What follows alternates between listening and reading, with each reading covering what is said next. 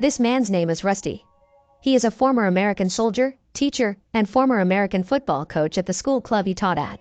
That afternoon, Rusty and his family will move to an orphanage in Texas to work as a teacher, teaching orphans. When they arrived at the orphanage, Rusty's family was greeted by a teacher named Frank.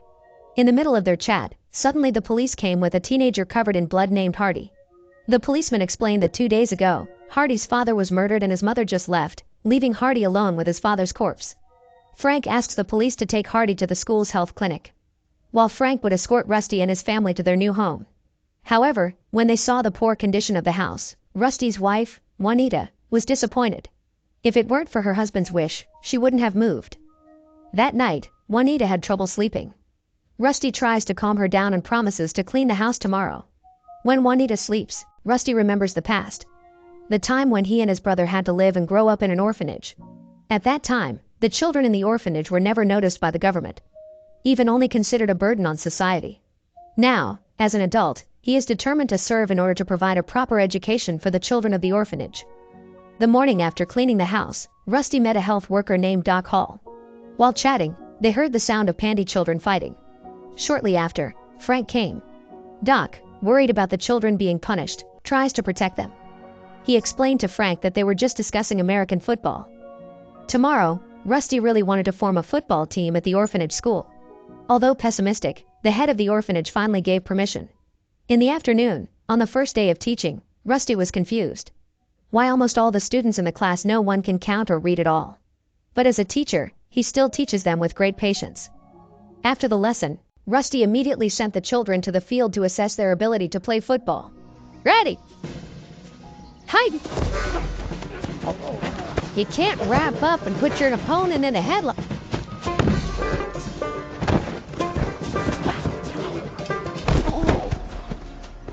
What the hell, Hardy? All right, son, I'm here. Get your bell rung. The next day, in the office of the head of the orphanage, Frank said what Rusty did was useless, because the orphans had no talent. It is better for them to learn how to print brochures so that when they grow up, they can work in factories. So, without the knowledge of the head of the orphanage, all this time in the middle of class, Frank had been secretly telling the children to print brochures to resell. He even did not hesitate to hit them with a stick if they made a mistake. Unfortunately, the head of the orphanage, who never knew about the exploitation of children, thought Frank was a good teacher. Instigated, the head of the orphanage then called Rusty and told him to stop coaching football. He felt he learned to know the world of work better than just the world of sports. After all, the requirements for passing the exam are also assessed from reading and writing skills, not sports. Especially now to read just one sentence, the orphans are still not fluent. But instead of being discouraged, Rusty was even more challenged. With the help of his wife, he was determined to teach them even more. Those, these, there, that's. Our focus will be on learning through intense practice so that we can pass this test together. But you're not most boys, are you? Need to focus. This test's gonna cover female parts. Sharpen my skills. Oh, smart, boys. It's from Dutch Meyer, Texas. Teach you how to become ladies. Well, okay. Thank you. Exam day arrived. All students try to solve the exam questions given. That night, in the yard, Rusty looks worried if the kids don't pass. Unlike her husband, Juanita actually looks calm. Since helping teach here, he has begun to accept the situation. Even feel much happier than where he lived before. That afternoon, while practicing football, the head of the orphanage came and told him the results of yesterday's exams. Out of 17 children, only 5 failed, while the rest passed with mediocre grades. Heard the announcement just now, they were happy and then resumed their practice. But because of his enthusiasm, the ball was kicked too hard until it was damaged because it was hit by aloe vera. Practice had to be closed until the ball was fixed. A few days later, Rusty and Doc went to an inter-school football league meeting. There, Rusty registered his football team under the name Masonic Home. But the league president refused the application because Rusty's school had only a few students. According to the regulations, each school is required to have a minimum of 500 students. Doc then replied, according to the rules, even though the number of students is less, but if the participants from other schools don't mind, then Masonic Home can still join. After a long discussion, the committee decided that the registration of the Masonic Home team in the inter-school futsal championship was accepted. After returning from there, when Rusty conveyed the decision of the meeting, all the children looked very happy. It was the first time in their lives that the orphans who were always considered a burden could have hoped for achievement. Weeks of practice until finally the day of the inter-school tournament arrived. But because it's the first time the Masonic team has competed and it's still not together, none of the kids can play properly. Even when Hardy managed to score the first point, the point was disallowed by the referee because his friend made a foul. The whole team fights and blames each other. Although embarrassed, Rusty and Doc still tried to calm them down. In that first match, Masonic Home lost 30-50. The next day, when he was dizzy thinking about a new formation, Rusty saw his daughter drawing something. When asked, her little daughter replied that she was drawing a football formation like her father often made. From these scribbles, Rusty immediately got an idea. That night, just as the kids were about to take a shower, Rusty suddenly ordered them all out. On the outside, he shows a newfound strategy thanks to his daughter's image. Different from the old formation, this formation relies more on attacking speed to rotate to the outside of the field rather than a physical strength competition in the middle of the field. So no matter how big the opposing team's body size is, they will definitely have a hard time catching up with the Masonic team's speed. However, when Rusty asked what the children thought about this new formation, everyone remained pessimistic and unsure of how to win. The desperation of his football team made Rusty disappointed. He then told me that since childhood, he had lived in the same orphanage as them. Rusty felt lonely and ignored. He does not have parents who support him on the sidelines. Even so, he never gave up and continued to fight for his dreams to become who he is today. He hopes that all the orphans here can also have a strong mentality like him. Then in the middle of the cold night, Rusty told the children to shout that they were proud to be orphans. "All right, damn it, get in here." "Orphans!" When the others disbanded, Rusty rebuked why Hardy had not shouted along with the others. Hardy replied that he didn't want to shout silly things like that. After all, orphans still seemed to be lowly children. Day after day passed, until the day of the second match arrived. In this match, the Masonic home team started trying to use their new formation. Slide to Hardy Brown. Fakes it up the sideline. Rubble down the sideline, folks. That's a good start. He is. He's fast. We're not looking good, Coach. Dang it. You're untouched and defiant. Touchdown. He's a fat ass. Defiant and touchdown or... Unexpectedly, the Masonic team won thanks to the new formation created by little Princess Rusty. On the way home, Rusty's car breaks down. Shortly after, another school bus stopped and mocked the Masonic children. Even their coach named Luther came down and mocked them by saying the orphans couldn't possibly beat his football team from a top school. Hearing Luther's words, Rusty could only be patient. The days passed. News of the victory and unique formation of the Masonic Home 12 orphan football team has spread across America. Thanks to the news, many people came just to watch Masonic play live. In the locker room, before starting the match, Rusty deliberately heated up his team. He said that earlier the opposing coach said Masonic Home would definitely lose. Rusty's provocation managed to burn their spirits. Turn the field. Fumble! Get split up. Touchdown orphans. You sandbagging me, Papa? Every team goes on a wild hit stop for the first down mark. Seems the is that a mercy, Snugs? Ladies and gentlemen, the game is over and after yesterday's victory, victory after victory was always achieved. Stories of orphans who can win consecutively without losing and even then viral and inspire many people, especially fellow orphans in the Texas area. One day, at the orphanage, a woman came looking for her son who was a Masonic home player named CD. The woman cried asking her son to go home while saying that she regretted ever leaving a CD at this orphanage. But CD refuses. He knows his mother is coming because now he has become a famous football player. CD is so sad. For years he had hoped his mother would come back to pick him up with regrets. But apparently his mother has not changed. Your Baylor. I now in the heart. This is a door. That's the girl. Silly.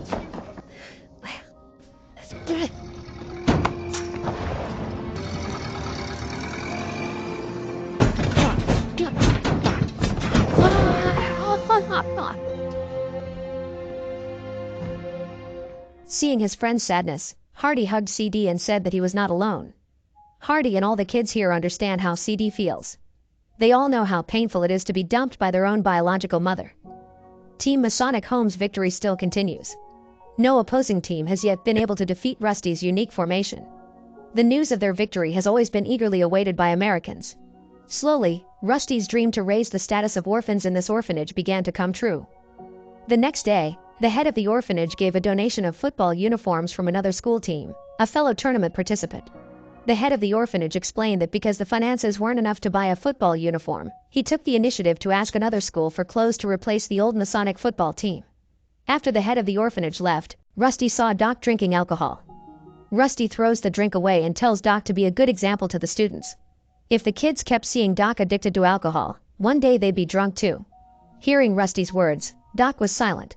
On the other hand, Frank is seen meeting with Luther, the coach of the opposing team that Masonic will face in the semifinals. Secretly, Luther had paid Frank to find fault with the Masonic team to disqualify him from the tournament. Frank gives documents about Hardy's actual age.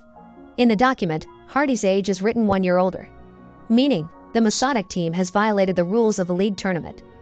Next week, the day of the semifinal match arrived. This time Masonic Home is playing against Team Luther football, just like the previous game.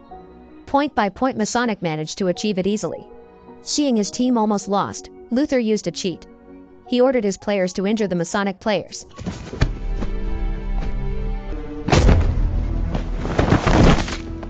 I didn't mean it. But no, rush to the side. Over. No. Carlos, get the shot. You're on the double. All right, here we go, gentlemen. Hurry. Why are they? But fortunately, despite the lack of one player, Masonic Home still won far above Luther's team. That night, at the orphanage, Frank suddenly burst into the boys' dorm room. He immediately dragged and beat one of the students with a wooden stick until he was battered while saying that this was punishment for peeping at the girls' dormitory. Satisfied, Frank left from there. Hardy, who did not accept his friend being tortured with anger, then beat Frank from behind using Frank's own wooden stick, until the stick broke. Just like Frank, satisfied, Hardy left from there. The next morning, Rusty was shocked when he read the newspaper news about the disqualification of the Masonic home team because it was considered cheating to include Hardy in the team who was 1 year older than other school children. When he wanted to tell Doc, he was confused as to why one of the students was battered. After hearing the story of Frank's beating last night, Rusty decided to report to the head of the orphanage. But apparently, before Rusty arrived, Frank had already made up a story about last night's incident. Then, he reported back to Hardy. But Rusty didn't care. He kept reporting all the violence Frank had committed from the student's story so far. Unfortunately, the head of the orphanage trusts Frank more simply because he's a senior teacher here. Hearing the decision of the head of the orphanage, Rusty was very disappointed. At home, he confided in Juanita. Rusty was really tired and couldn't take it anymore if he had to keep fighting alone. Seeing her husband's desperation, Juanita then gave a stack of letters of support sent by Masonic home fans who for 2 consecutive weeks always came from various regions throughout America. Juanita said that Rusty was not alone.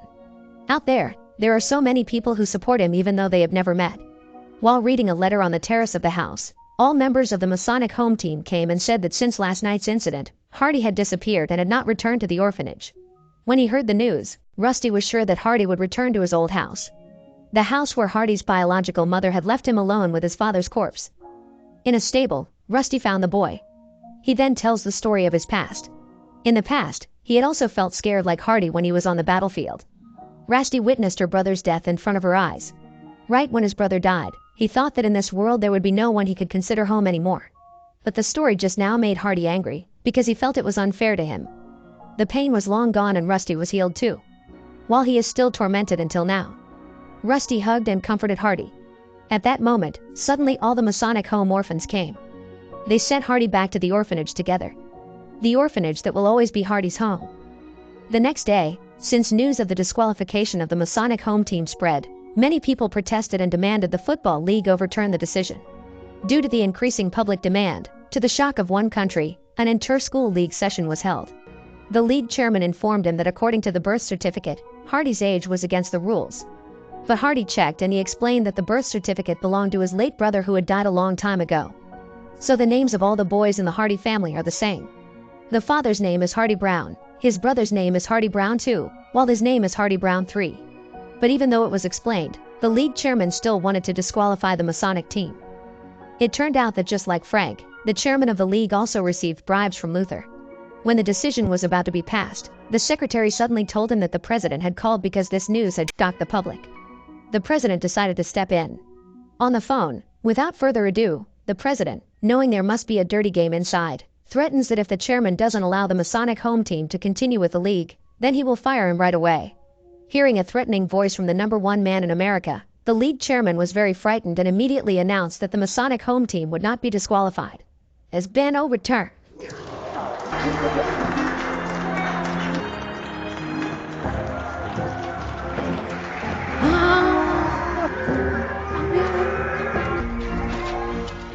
The next day, when the Masonic home team was about to leave for the final match to be held outside the city, everyone was surprised because the police were also there.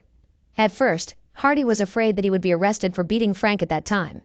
But apparently, the police actually encouraged him to win and bring a trophy for this orphanage.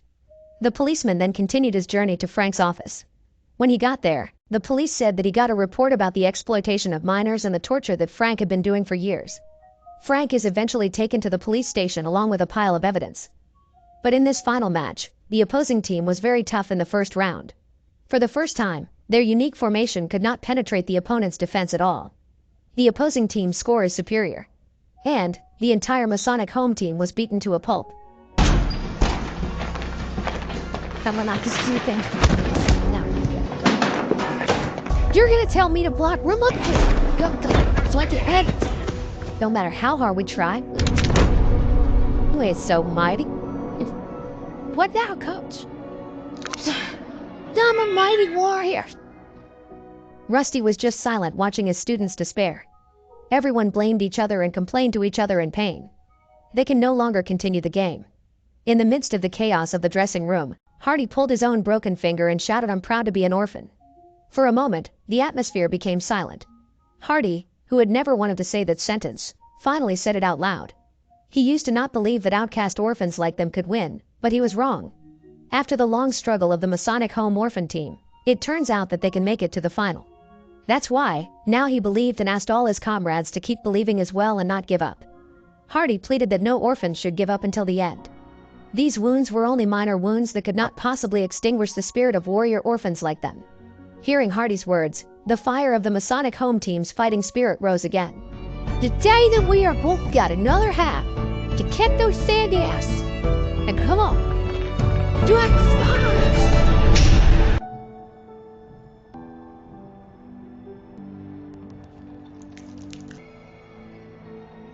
Seeing the enthusiasm of his students, Doc felt slapped. Doc, always addicted to alcohol, decides to quit and throws his drink away. Finished setting the strategy, the Masonic children then started the second round match. Now he's gonna shuffle that guy off. This is having minimal effect against the sandy. Come on, go! Come on!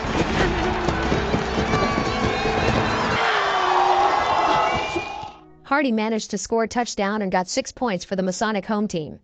Seeing this fighting spirit, the entire audience was carried away by the atmosphere and cheered for them. Now the provisional score is 7-6, only 1 point difference in the final minutes. The team that can score first will win. We got one more timeout.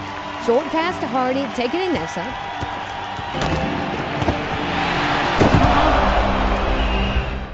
Rusty then asked for a break to change strategy. This time, Masonic will make a trick because the opposing team already knows that Hardy will definitely bring the ball. Then let them focus on chasing Hardy. In fact, he just ran without the ball. Like, see what's gonna run it in the toes. In fact, the ball was actually carried by another Masonic player. Their plan was a success. The Masonic team managed to cross the opponent's finish line. Now only 7 seconds left to get the ball to the touchdown line. In the final seconds of determination, Rusty told the children to play freely. They are asked to enjoy the game. It doesn't matter if they win or lose. The most important thing is that they play with confidence and have big smiles on their faces. They have to show the community that orphans are children of fighters. Yeah, you can do this nice. Very nice. All right, do it. Come on, boys.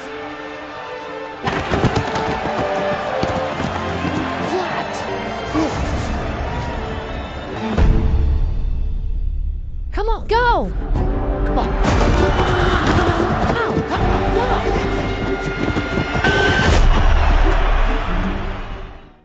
Hardy failed to score a touchdown, but only 3 inches left. The Masonic home team lost 7-6.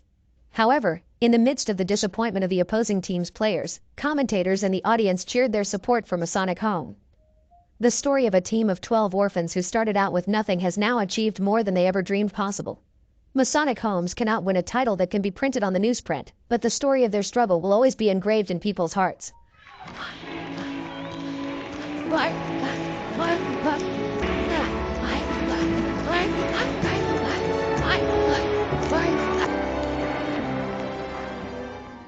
On the way home, Hardy apologized. He still felt guilty for failing to score the last point earlier. Hearing that, Rusty said that what Hardy and the children had achieved so far had exceeded his expectations. Arriving at the orphanage, everyone welcomed the Masonic home team home with great warmth. As a teacher, what Rusty brings to this orphanage is not just sports or academic lessons. Rusty had taught the orphans there what it was like to be a family. And up there with Fairbanks, okay? Doc, we need you for the photo. I'll be right there. Last meeting and something that against all odds and evidence,